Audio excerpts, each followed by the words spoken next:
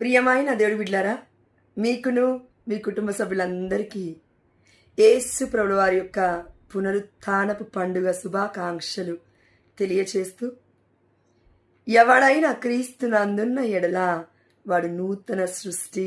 ఆమేన్, హల్లెలూయా. దేవుడితో మనమున్నాము, మనతో దేవుడున్నాడు. అయితే మనము మరలా నూతనీకరించబడ్డాం. ఆమేన్, హల్లెలూయా.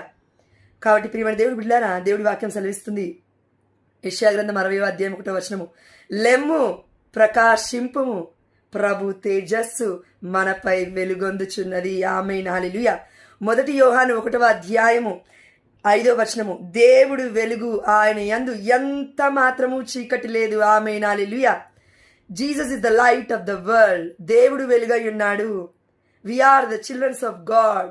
అంటే మనము వెలుగుకి పుత్రులము, పుత్రికలము. I am the child of Jesus. I am the child of light.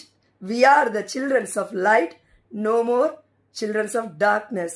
అందుకే రోమీయులకు రాసిన లేఖ 8వ అధ్యాయం 14వ వచనము, దేవుడి ఆత్మ చేత నడిపింపబడువారు దేవుడి పుత్రులు, పుత్రికలు.